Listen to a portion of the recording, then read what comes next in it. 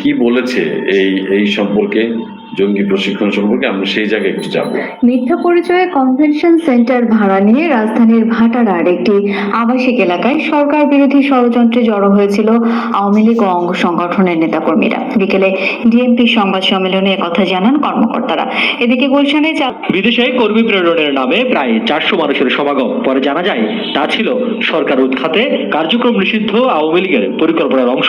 ঘটনা জানাজানি হলে মামলা হয় ভাটারা থানায়, গ্রেফতার হয় 22 জন। ঘটনার পরিকল্পনা ও বাস্তবায়নের সঙ্গে যুক্তদের খোঁজে মাঠে নেমেছেন গোয়েন্দারা। শামীমা নাসরিন শম্পা নামে একজন, উনি একটা প্রতিষ্ঠানের নাম দিয়ে এখানে বিদেশি লোক পাঠানোর নাম করে কেবি কনভেনশন হলটা ভাড়া করে, এবং এখানে আমাদের কাছে যে পরবর্তীতে তথ্য পাওয়া গেছে এখানে বিভিন্ন ষড়যন্ত্রমূলক ভাবে তাদেরকে আনা হয়েছিল, এবং এই প্রেক্ষিতে গত 13ই জুলাই রাজধানীর ভাটারা থানায় একটা মামলা করা হয়, এবং এই ঘটনার সাথে জড়িত থাকার অপরাধে ইতিমধ্যে 22 জনকে গ্রেফতার করা হয়েছে। কয়েকদিন ধরে বলা হয়েছে যে তারা একটি বিদেশে লোক পাঠানোর নামে তাদের যে প্রশিক্ষণ সেই ধরনের একটি কথা বলে এই বসুন্ধরা আবাসিক এলাকায় একটি কনভেনশন সেন্টার ভাড়া করেছে, এবং সেখানে আওয়ামী লীগের জঙ্গি প্রশিক্ষণ হয়েছে। এখন আমার এখানে বেশ কিছু প্রশ্ন দাঁড়িয়ে যায়।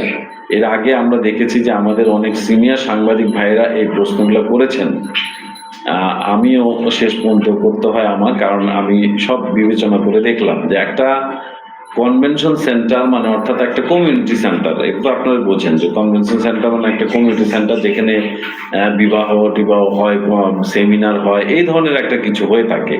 হ্যাঁ, রাজনৈতিক মানে আলোচনা হয়, বা জন্মদিনের উৎসব বা বিয়ের অনুষ্ঠান এগুলা হয়।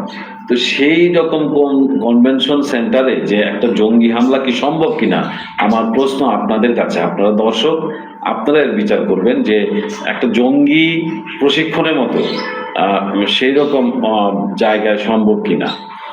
আর এছাড়া রয়েছে যে যদি যদি মনে করেন যে এমন যদি হতো যে মধুপুরের জঙ্গলে বা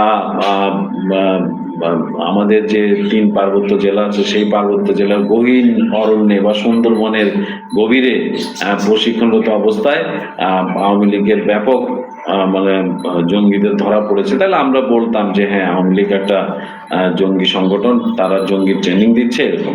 কিন্তু আপনারা ধরলেন কোথায়? খোদ রাজধানীর কনভেনশন সেন্টারে যে তারা 400 লোক নিয়ে জঙ্গি প্রশিক্ষণ।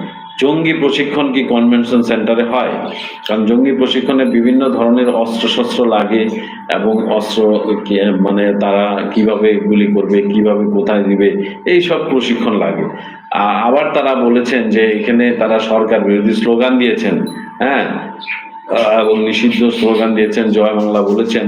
তো এই জয় বাংলা এবং নিষিদ্ধ কোনো স্লোগান যদি দেয় তাহলে তো একটা রাজনৈতিক সমাবেশ, তো রাজনৈতিক সমাবেশ তো হতেই পারে। এবং তারা আরেকটা জায়গায় বলেছেন যে তারা আওয়ামী লীগ চায় শাহবাগ কেন্দ্রিক কোনো একটি মানে সরকার নাশকতা। শাহবাগ কেন্দ্রিক নাশকতা হয় নাকি? শাহবাগে জনসভা তো আমরা ইতিমধ্যে দেখছি যে সব দলই তো শাহবাগে জনসভা করছে। তো শাহবাগে জনসভা করছে সেরকম একটি সমাবেশ ঘটাবে, যেমন আজকে অলরেডি বিএনপি শোডাউন আছে শাহবাগে, তো এরকম একটি শোডাউন থাকতেই পারে আওয়ামী লীগের, এবং এটা তো রাজনৈতিক হবে। এখানে জঙ্গি প্রশিক্ষণে কি আছে?